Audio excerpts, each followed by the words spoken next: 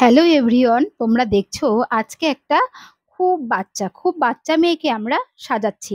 তো এই যে একে সাজাচ্ছি, এটা ওর প্রচন্ড ইচ্ছা ছিল যে আমি যেন ওকে একদিন সাজাই। আগেও আমার হাতে পার্টি মেকআপ করেছে, যদিও এই সাজানোটা অতটাও সহজ ছিল না। সাজানো কমপ্লিট হওয়ার পরে আমাকে অনেক কথা শুনতে হয়েছে লোক মারফত। আমি অনেক কথা শুনেছি, কিন্তু ওর ফ্যামিলি, ওর পরিবার, কারোর কোনো সমস্যা ছিল না এই সাজটার পেছনে। কিন্তু ওর মাকে অনেকেই ফোন করে উল্টোপাল্টা কথা বলেছে। আচ্ছা, যারা মডেলিং করে তারা কি মাথায় সিঁদুর দেয় না? যারা হচ্ছে এই প্রফেশনের সাথে যুক্ত তারা কি সিঁদুর ছোঁয়ায় না কপালে? এই যে কথাগুলো না, একদম কি বলবো, ব্যাকডেটেড লাগে। হ্যাঁ, এটা তোমরা বলতেই পারো যে হচ্ছে আবেগের সাথে কাজ করে আমাদের সিঁদুরটার সাথে। কিন্তু যখন আমরা এই প্রফেশনের সাথে যুক্ত হয়েছি তখন আমরা এটা জেনে বুঝেই এসেছি যে এখানে ওই শুট করাটা একটা মানে কি বলবো, প্রফেশনের সাথে আ চলে যায়। তার কারণ শুটের সময় তো সিঁদুরের বিষয়গুলো থাকেই। তো সেই হিসাবেই ওকে সিঁদুর পরানো হয়েছিল। তার জন্য আমাকে অনেক কথা শুনতে হয়েছে।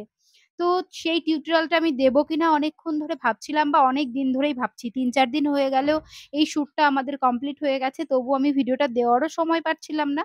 কিন্তু আজকে আমি এই টিউটোরিয়ালটা তোমাদের সামনে রেখে গেলাম। লাস্টে তোমরা দেখে কিন্তু জানিও কেমন লাগছে বেবিটাকে। আর এটা কি সত্যিই বলো, এটা কি খুব অন্যায় হয়েছে?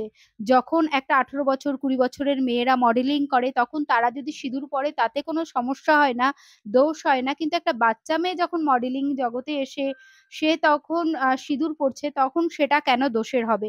এই কথাটা কিন্তু তোমরা অবশ্যই কমেন্ট সেকশনে জানিয়ে যাবে। তো ফার্স্ট আমি কি করেছি, খুব সুন্দর করে স্কিনটা প্রিপেয়ার করে নিয়েছিলাম। কথা বলতে, বলতে এগুলো বলতেই ভুলে গেছি। প্রিপেয়ার করে নিয়েছি। প্রিপেয়ার করে নেওয়ার পরে আমি বেস মেকআপ চাপিয়ে দিয়েছি। আজকে আমার স্টুডেন্টদের বোঝালাম যে তোমাদের ব্যাগে অবশ্যই যেন ক্রায়োলন এর একটা ডার্মা প্যালেট আর সুপ্রা প্যালেট থাকে। তার কারণ এই দুটো বেস প্যালেট রাখাটা খুব জরুরি। এত ভালো, এত সুন্দর ব্লেন্ড হয়, কাজ করেও খুব শান্তি। তো সেগুলো বোঝাতে, বোঝাতেই আমি কিন্তু ওর মেকআপটা প্রায় কমপ্লিট করে ফেলেছি। চলে এসেছি ব্লাশারে। তোমরা যদি ভিডিওর ভিতরে লক্ষ্য করে থাকো দেখতেই পারবে যে হচ্ছে কতগুলো মেকআপ বা কি স্টেপ আমি পরপর ইউজ করেছি। এরপরে আমি ইউজ করে নিচ্ছি ব্লাশার। তো ব্লাশার ইউজ করার পরেই আমরা মেকআপ সেটিং স্প্রে ইউজ করছি। তখনও আমি আমার স্টুডেন্টদেরকে বুঝিয়ে দিলাম যে কোন মেকআপ সেটিং স্প্রে করবে, কখন কোনটা ইউজ করতে হবে, ফিক্সার কখন ইউজ করবে, সেটিং স্প্রে কখন ইউজ করবে। এরপর আমরা চলে এসেছি হাইলাইটারে। হাইলাইটারটা ইউজ করে নিয়েছি।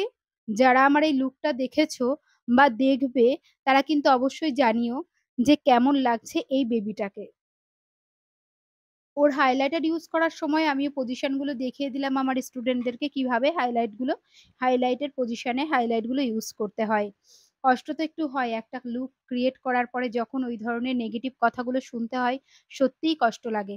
তো আমাদের লুক কমপ্লিট হয়ে গেছে। তোমরা দেখে কিন্তু অবশ্যই কমেন্ট করে জানাও যে কেমন হয়েছে আজকের এই লুকটা। আমি একদম আই মেকআপটাও ন্যাচারাল করেছি, হেভি করতে চাইনি একদম ওর মেকআপটা। যেহেতু একদম বেবি স্কিন, তো সেই অনুযায়ী আজকে ওর বেস মেকআপও করা হয়েছে এবং আই মেকআপটাও সেই অনুযায়ী করা হয়েছে। এরপরে আমরা চলে আসবো আইলাইনারের পার্টে। আইলাইনারটাও আমি করছি দেখো। আইলাইনারটা খুব সুন্দর করে ইউজ করে নেব। ইউজ করার পরেই আমি চলে যাব কাজলে। কাজলের সেকশনটাও আমাকে কিন্তু একদম ন্যাচারালি ইউজ করতে হবে। তো দেখো, আমাদের লুক কমপ্লিট হয়ে গেছে। তোমরা বলো কেমন লাগছে এই সোনা বেবিটাকে। তোমরা যারা নেগেটিভ কমেন্ট করেছো তাদের কাছেও আশা করব প্লিজ একটু পজিটিভ কিছু বলুন যাতে কাজ করতে আরো সুবিধা হয়। তোমরা সবাই ভালো থেকো, ভালোবাসায় থেকো। টাটা।